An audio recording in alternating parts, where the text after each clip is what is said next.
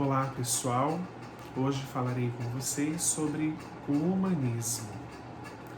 O humanismo é a segunda época medieval, o período de transição entre o trovadorismo e o renascimento. Lá no trovadorismo, que ocorreu entre os séculos XI e XII até o finalzinho do século XIV, o teocentrismo era a característica que se destacava, ou seja, Deus como medida das coisas. Então, durante aqueles longos séculos de Idade Média, de domínio da Igreja Católica, Deus era a medida de tudo. Agora, nessa fase de transição, a que chamamos humanismo, entra o antropocentrismo, o homem como medida das coisas, o homem no centro, a valorização do ser humano. Nesse momento, na Itália, um grupo de intelectuais passa a ser financiado por alguns burgueses, por burgueses que possuíam dinheiro, que tinham dinheiro, certo? E nesse momento, esses intelectuais entram em contato com textos da antiguidade clássica e passam a enxergar, a compreender a sociedade de um modo diferente, a analisá-la a partir do homem, da valorização do homem, certo?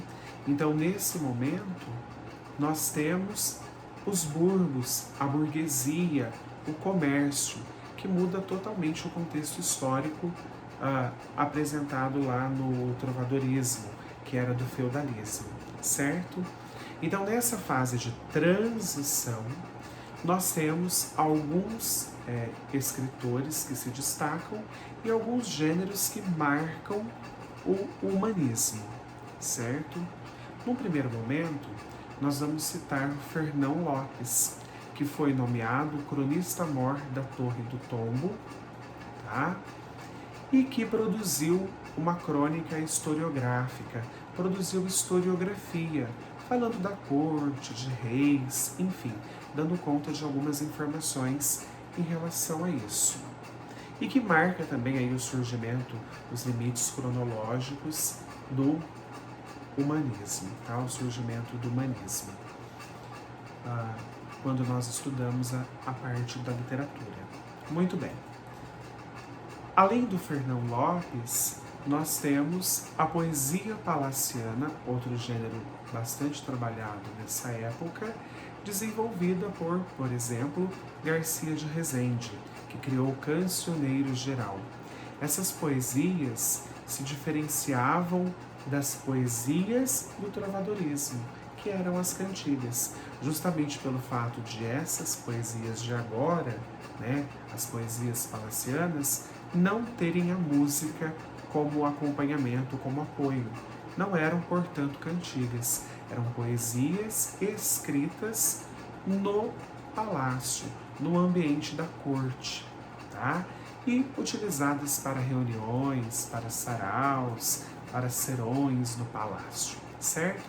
Desenvolviam sim o lirismo, então nós tínhamos o lirismo, a expressão do sentimento, né, a valorização do sentimento, porém diferente do lirismo e da estrutura, principalmente no que se refere ao acompanhamento musical, apontados lá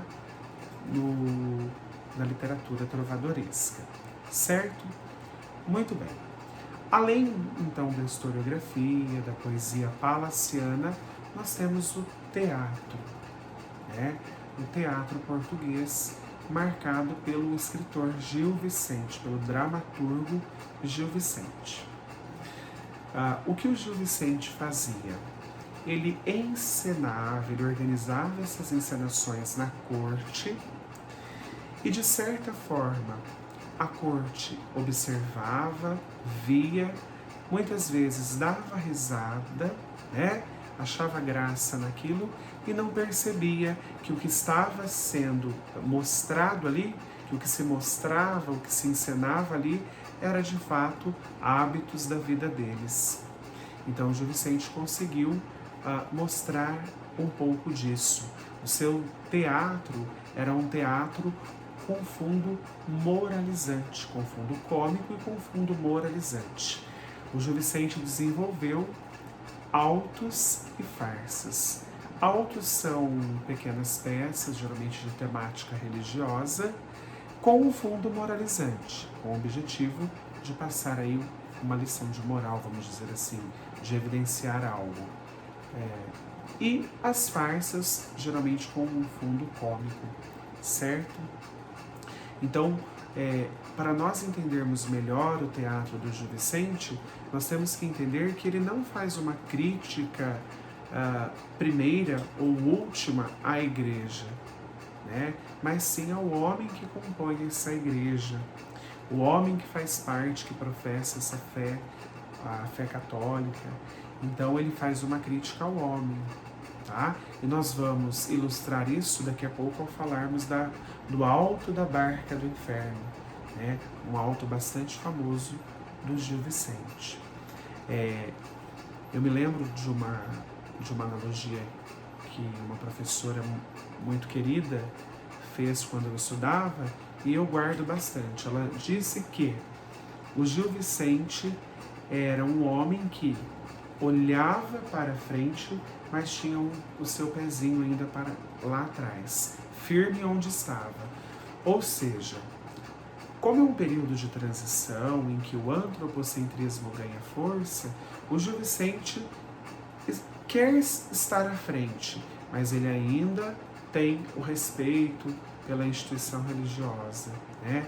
Pela Igreja Católica, pelos valores do catolicismo, pelas ideias do catolicismo, certo? Então, o teatro dele é um teatro conservador. É moralizante? Mas é um teatro conservador.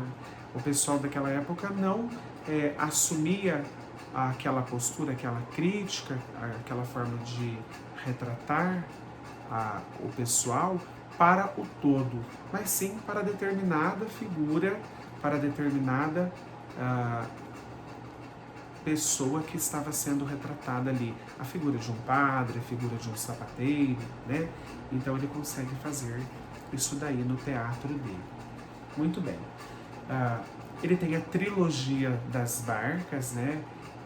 Os altos mais conhecidos aí, e o que se destaca é o Alto da Barca do Inferno, em que ele utiliza de alegorias, né? A barca do anjo e a barca do demônio, mostrando para nós o bem e o mal. E todo mundo quer se dirigir à barca do anjo, todo mundo quer o céu, né? Mas o pessoal está, vamos dizer assim, que fadado, o pessoal está destinado a ir à barca do inferno por conta de sua vida pecaminosa, por conta de seu cumprimento de preceitos de uma forma mecânica, sem reflexão, sem verdade, certo? Então ele mostra isso através desse alto bastante conhecido, né? Das farsas, nós temos a farsa de Inês Pereira, que é bastante conhecida, enfim. O que vale destacar nesse momento é que o Gil Vicente é considerado o grande teatrólogo desse momento, o grande dramaturgo desse momento, por mostrar-nos, né, por nos mostrar aí o que ocorre nesse cenário português da época, certo? Muito bem. Então, fazendo uma síntese, os gêneros de destaque, historiografia, poesia palaciana e, no caso, teatro vicentino, o teatro de Gil Vicente. Esses gêneros marcam um período literário conhecido como humanismo.